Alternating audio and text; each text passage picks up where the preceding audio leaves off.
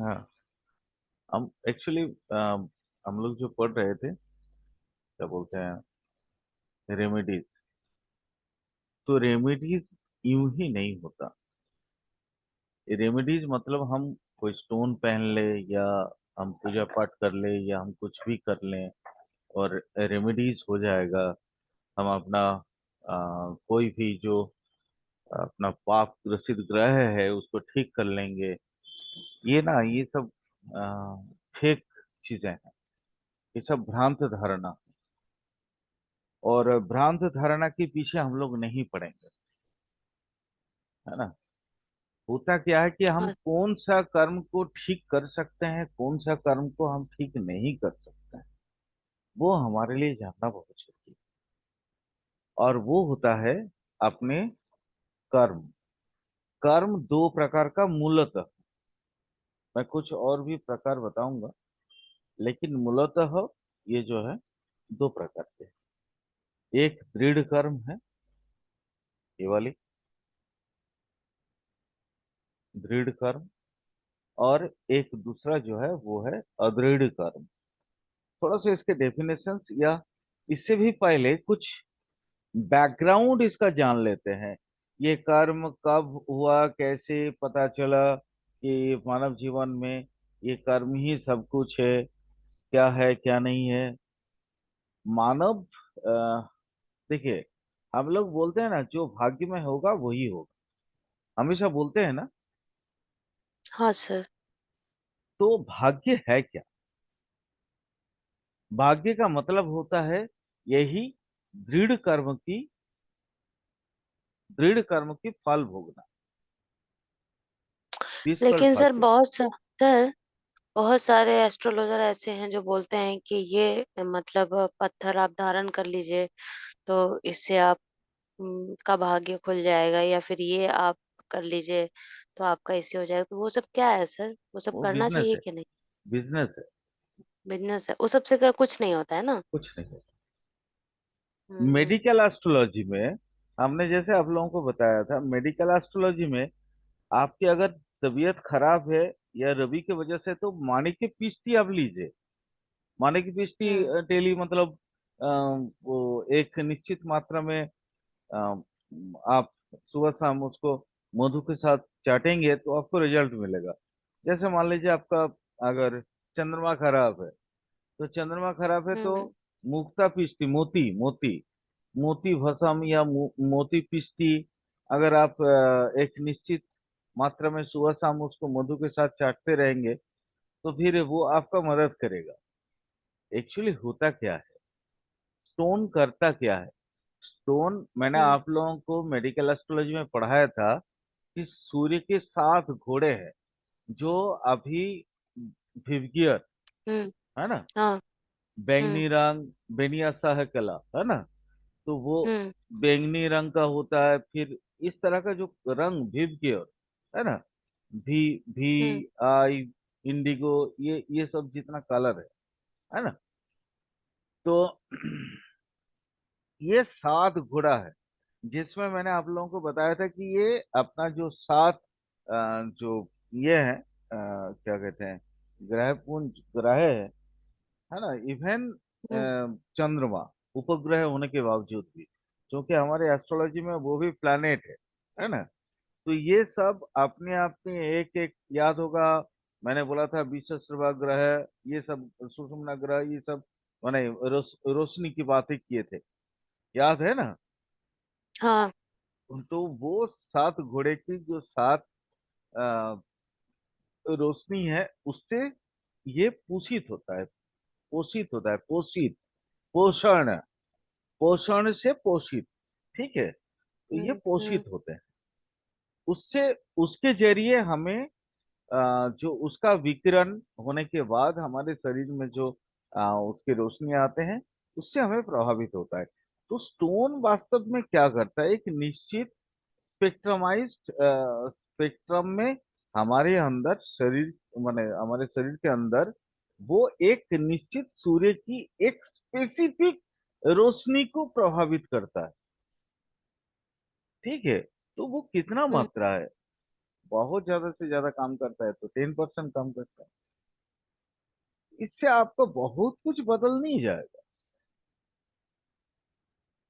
ठीक है, स्टोन ये सब है ना, ये दो चीज हैं। एक ये काम करता है पहला कि आप जब आप लाखों रुपया की एक कोई एक पत्थर स्टोन आप पहन लेते हैं, तो है तो कीमती चीज, आपके अंदर अहंकार आ जाता है। अरे हम इतना लाखों का माल पहने हुए हैं, तो हमको कौन क्या ये करेगा। दूसरा इफेक्ट होता है कि अगला, आप सामने वाले के पास जाते हैं, आप मान लीजिए एक बहुत अच्छा बहुत बड़ा डायमंड पकड़े माने पहने हुए हैं, तो अगला सोचेगा अरे ये तो बहुत बड़ा आदमी है, तो चलो इससे झुक के बात करना चाहिए। यहाँ सारी चीज है ना वो पैसे की औकात है। यहाँ पे ना प्लैनेट है और ना उसके हम्म। स्पेक्ट्रम। तो स्टोन में और कुछ होने वाला नहीं है। इससे ज्यादा कुछ मैं नहीं समझता हूँ कुछ होता हो सकता है मैं गलत हूँ। मैं ये नहीं कहता हूँ कि मैं 100% सही हूँ, है ना। खैर छोड़िए, कर्मा जानना जरूरी है, क्योंकि कर्मा के जरिए ही हम अपना रेमेडीज को पूरा कर सकते हैं। अगर हमारे अंदर कोई कमी है तो कर्मा के जरिए ही आप उसको पूरा कर सकते हैं। मान लीजिए कोई क्लास 10 में फेल हो गया है ना, और हम्म। उसको पास करना है तो वो उसको पढ़ना पड़ेगा। वो उसका कर्मा है। वो कर्मा अगर करेगा और वो अगर दिन रात एक करके पढ़ लेगा, तो फिर वो फेल नहीं होगा। This is karma. हम्म।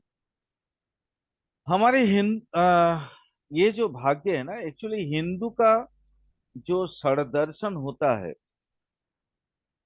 हमारे यहाँ सारी किताबें हैं, तो 6 दर्शन होते हैं।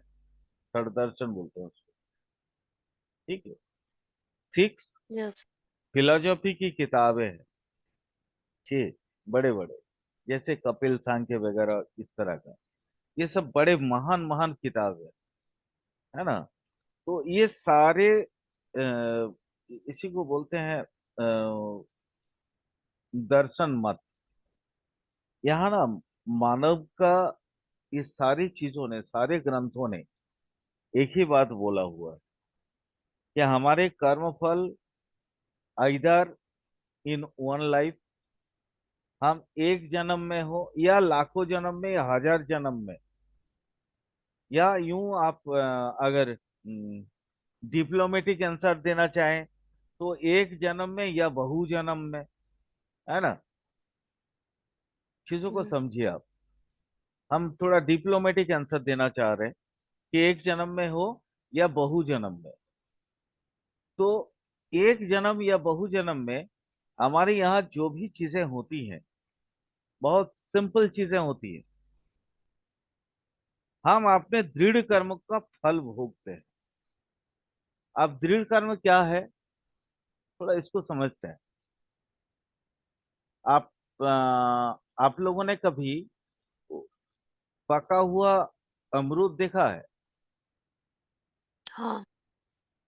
क्या आप उसको चाहोगे तो उसको कच्चा कर सकते हो? नहीं। नहीं कर सकते। यह है दृढ़ कर्म। आप पका हुआ पपीता, उसको लाख प्रयास करोगे फिर भी वो कच्चा नहीं बनेगा। हाँ। यह है दृढ़ कर्म। दृढ़ कर्म मतलब जो पक गया है ना। हम्म।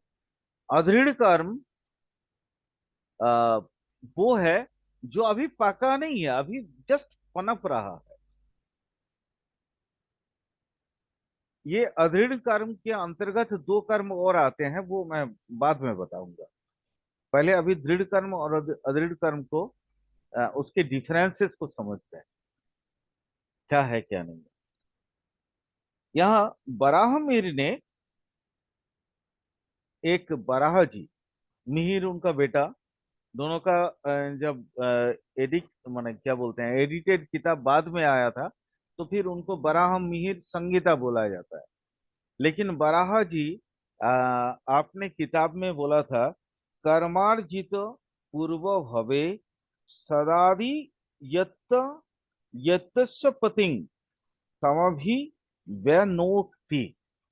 यानी जिस कर्म के अर्जित, माने यूं उतना डायरेक्ट मैं ये नहीं कर रहा हूँ, ट्रांसलेट नहीं कर रहा हूँ।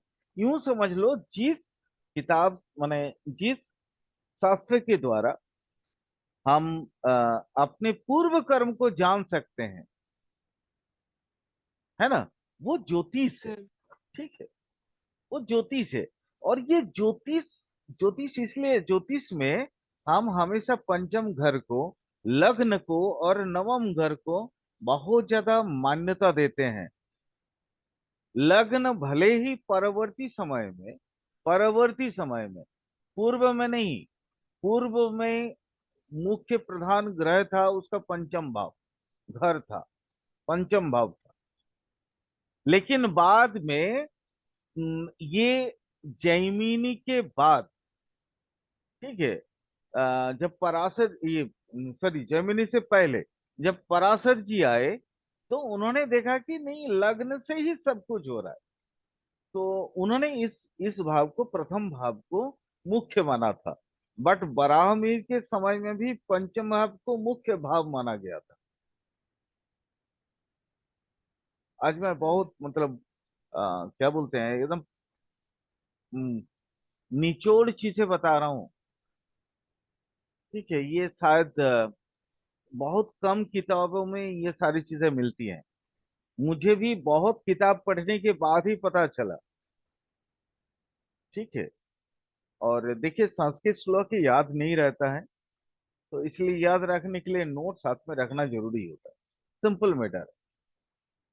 लेकिन सच तो यही है कि पंचम भाव यानी अपना पूर्व जन्म के भाव, वही हमारे लिए दृढ़ कर्म की उपयुक्त जगह है। दृढ़ कर्म हम वहीं से समझ सकते हैं। लेकिन बाद में जब देखा गया, पराशर जी ने बोला कि ये तो एक ही ट्राइन में है, एक ही त्रिकोण में है,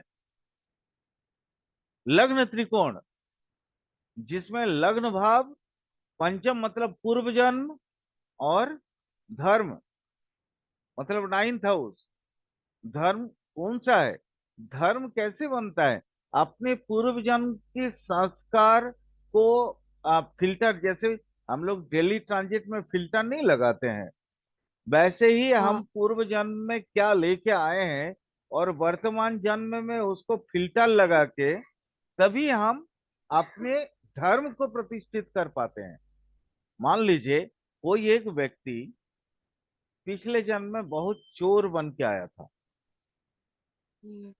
उसका पंचम भाव ये बता रहा है कि वो चोर है, राहु ग्रसित है, उसमें पाप पीड़ित राहु है, और मंगल उसको पकड़ के दौड़ रहा है। यानी वो चोर था, पुलिस पकड़ने के लिए दौड़ रहा था। अब वो देखिए, नाइन्थ में उसको अलग ही होंगी। हो सकता है नाइन्थ में उसको, उसका जुपिटर है। हो सकता है कि नाइन्थ में उसके जुपिटर है। अब सोचिए कर्म कैसे बदल रहा है। पहला भाव में, आप पहला भाव आप हैं, पंचम भाव में मान लीजिए राहु है, राहु मंगल के साथ है। सोचते रहिए, सोचिए, थोड़ा कल्पना कर लीजिए इसको।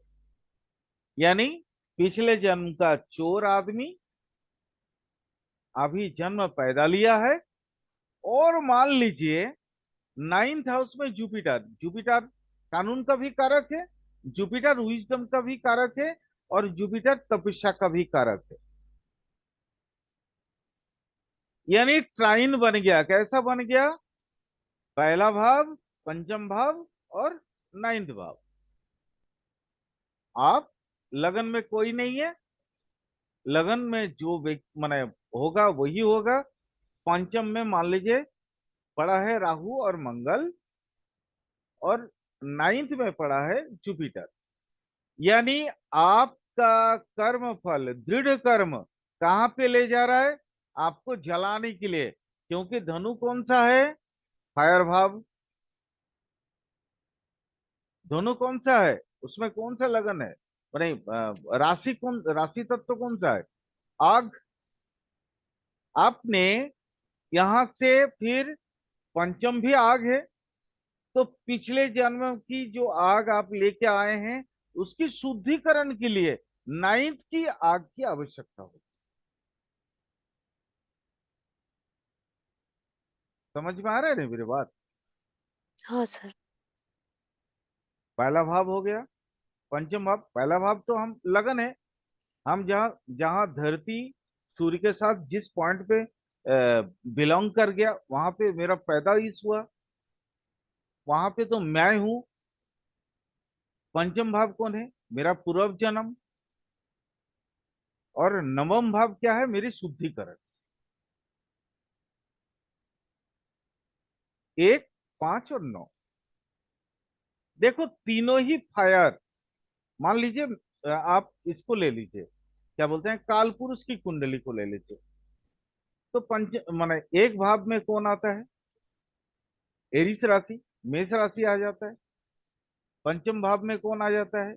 लियो राशि, सिंह राशि आ जाता है। नवम भाव में कौन आता है? बृहस्पति की राशि, धनु राशि।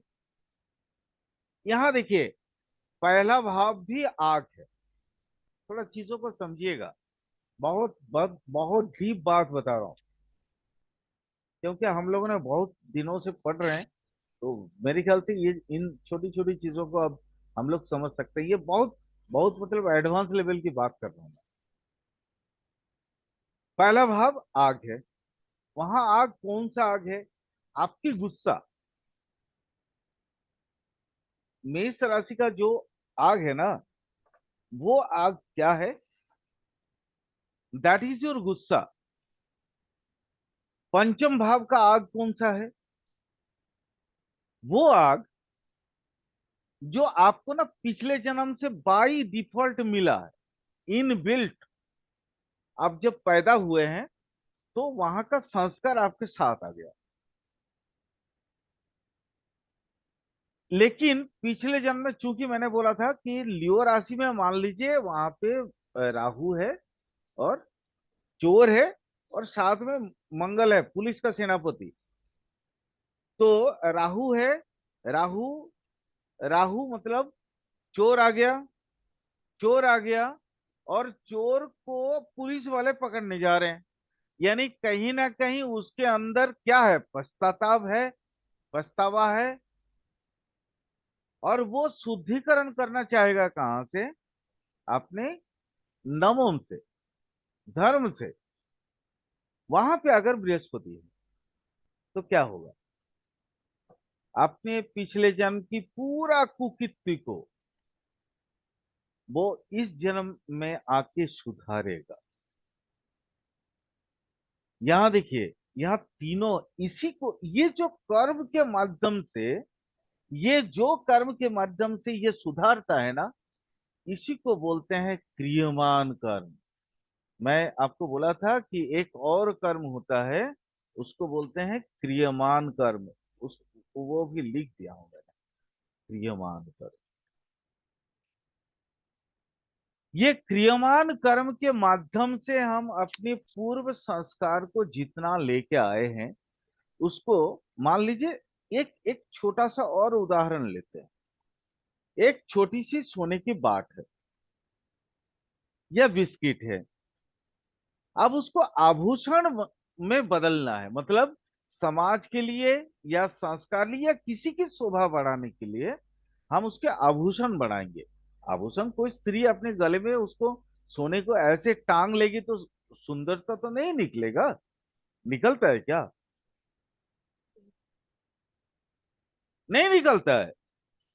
अगर नहीं। मान लीजिए एक बहुत सोने का रड मैंने आपको दे दिया, और अपना गले में आप एकदम रस्सी से लांग के जो है नीचे तक लटका लिए, तो क्या आपका सुंदरता बढ़ेगा? नहीं। नहीं बढ़ेगा। यानी उसको फिर आप वो एक कृति शिल्पी होते हैं, जो जिन्होंने अपने शिल्प के माध्यम से उसको तरह तरह का डिजाइन देते हैं, और डिजाइन देने के बाद जो है ना उसको बदलते हैं। ये कृति शिल्पी हमारे कर्मफल में कौन है? हमारे गुरु। उनको ना वो डिजाइन करते हैं। चीजों को समझो, बहुत मजेदार चीज है ये सब। हमारे गुरु कौन है? वो शिल्पी। वो जो मैं तो एक सोने का बाट हूं, मेरे पास तो कुछ हम्म, है नहीं, आता आता जाता कुछ है नहीं। अब मेरे को कैसे तोड़ना है, कैसे माने हिट करना है, कैसे किस तरह से टेढ़ा करना है, कहाँ पे कितनी फ्लेक्सिबिलिटी देना है, ये कौन देता है? ये देता है गुरु, मेरा सदगुरु। अब ये सदगुरु कई प्रकार के हो सकते हैं। ये देखो, दृढ़ कर्म को क्रियमान कर्म में बदलने की तरीका, दृढ़ कर्म को क्रियमान में बदल वही सकते हैं जो हमारे गुरु हैं, नहीं तो फिर कोई नहीं बदल सकता है। अदरवाइज जिंदगी भर हम उसी कर्म के तहत फंस जाते हैं, और हमको लगता है कि हम बेकार में अपना सर पकड़ने लगते हैं, सर पीटने लगते हैं कि हम क्यों पैदा हो गए। अब ये गुरु करता क्या है? गुरु कौन कौन है? जीवन की आपकी जो एहसास है ना, वो भी गुरु है आपके। आपके जो टीचर हैं वो भी गुरु हैं। आपको जो स्पिरिचुअल ट्रेनिंग दे रहे हैं वो भी आपके गुरु हैं। ये लोग सब मिलके आपका शेप चेंज करते हैं।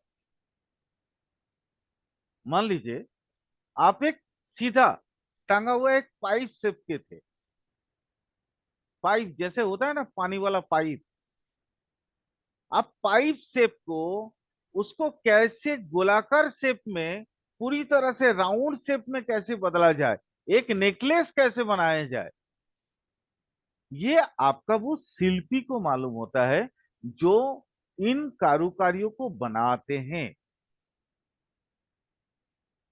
जिनके छोटी छोटी हथौड़ी की, मतलब छोटा छोटा वो दबाव से उसके क्या बोलते हैं उसके आग के, उसके उसके द्वारा दिया गया आग से उसको टेढ़ा मेढ़ा बेंड करके वो जो शेप देगा, वही है क्या बोलते हैं गुरु। यूं जस्ट एक एक सेकंड के लिए आप समझ लो, आप बहुत दिन तक कुछ नहीं पढ़े, मैं आज आपको पढ़ाने लगा हूं, हाँ। तो आपका दिमाग में ना शुरू शुरू में मेरे ऊपर बहुत गुस्सा आता होगा। हम्म। भाई क्यों पढ़ाता है, हम तो ठीक है, खा यस पी सर। रहे हैं, सो रहे हैं। हम्म, लेकिन मैं आपका गुरु हूं, मैं आपका सेफ देने की, आपको सेफ देने की कोशिश करता हूँ, है ना। अब ये सेफ देने की क्रियाओं में मैं कभी कभी हार्ड वर्ड भी बोलता हूँ, बहुत सख्त लहजे में बात करता हूँ आपसे। हम्म। ये सुन लो, ये हो गया, समझ यस सर। लो आप आग में जलाता हूं मैं आपको, मेरी बातें आपको चुभती है। कभी कभी इतनी कठोर बात बोलता हूँ, जैसे सोने को लगता है ना कि छोटे छोटे छेदों से निकल के वो बारीक तार बनाने के लिए मैं आपको हम्म, चिमटा से खींच रहा हूँ। ये भी एक बहुत बड़ा प्रॉब्लम है। आपको तो अच्छा नहीं लगता होगा ना, लेकिन यही तरीका होता है दृढ़ कर्म को क्रियमान कर्म में बदलने की, माने बदलने का। हम तभी बदल सकते हैं जब हम उसमें एक अलग शेप दे सकते हैं। हम पका हुआ अमरूद को कोई दूसरा शेप नहीं दे सकते, लेकिन अगर एक कोई अच्छा गुरु मिल जाए ना, तो वो पका हुआ माने पपीता को भी दूसरा जूस का शक्ल दे देगा। चीजों को समझो, बहुत बहुत मजेदार है ये कर्मफल। कर्मफल जो है ना, भुगतना है या नहीं है, वो डिपेंड करता है अपने गुरु के ऊपर। मान लीजिए आपका आप पाका पपीता है, लेकिन अच्छा गुरु मिल गया, चीड़ फाड़ के आपको जूस बना दिया, तो आप तो दृढ़ हम्म, कर्म से खत्म हो गए ना। आप क्या बन बिल्कुल। गए? क्रियमान कर्म बन गए। अदृढ़ कर्म अभी तक नहीं आया। अदृढ़ कर्म फिर बाद में बताऊंगा मैं। अभी तो ये दृढ़ कर्म से कैसे क्रियमान कर्म, कर्मफल दो ही है, दृढ़ कर्म और अदृढ़ कर्म। लेकिन क्रियमान कर्म दृढ़ में भी आता है, अदृढ़ में भी आता है। ये दोनों जो क्रम वर्धमान है, क्रमशः चल रहा है, कंटिन्यूअस टेंस। जैसे अंग्रेजी में हम लोग बचपन में ट्रांसलेट नहीं करते थे, टेंस नहीं पढ़ते थे, past tense, present tense, future tense. ये यस कंटिन्यूअस सर। टेंस है। कंटिन्यूअस टेंस से क्रियमान कर, निरंतर घटना माने घटित होने वाली चीज है। तो वो दृढ़ में भी हो सकता है, अदृढ़ में भी हो सकता है। अभी तो हम दृढ़ से सिर्फ क्रियमान कर्म को समझने की कोशिश करते हैं।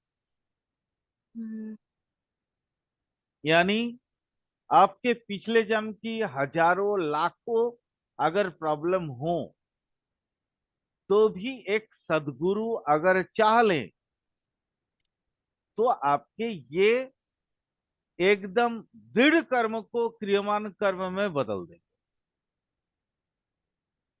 उदाहरण देते हैं। मान लीजिए आप एक पका हुआ बेल है। चीजों को समझिए मैं क्या बताना चाह रहा हूं, है ना। जी सर। मैं भाट नहीं बक रहा हूं, मतलब कोई अनप शनप नहीं बक रहा हूं। चीजों को समझिए। आप एक पका हुआ बेल है। जब तक आप बेल, वो बड़का जो सख्त आपके जो माने कठोर आवरण है, उसके अंदर है, आप तो पका हुआ बेल है, गिर जाओगे, फट जाओगे, कुछ नहीं होगा। लेकिन अगर एक सही व्यक्ति के हाथ में मान लीजिए वो पका हुआ बेल आ जाए, वो क्या क्या कर सकता है उसके लिए, उसके साथ बता सकते हो? एक एक सेकंड, 2 सेकंड में। पका हुआ बेल से क्या क्या कर सकता है वो? पका हुआ बेल से शरबत बनता है, मिठाई बनता हाँ, है। Very good. वो शरबत बना हाँ। सकता है, वो मिठाई बना सकता है, वो मुरब्बा बना सकता है ना।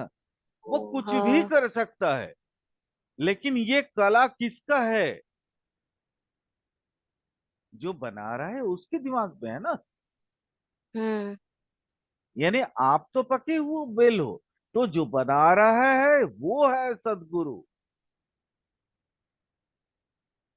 है ना। बेल का तो हम्म। खुद का वो तो क्रियमान कर्म, अपने दृढ़ कर्म को क्रियमान कर्म में कभी नहीं बदल सकता है। बदलता हम्म। कौन है? बदलता गुरु।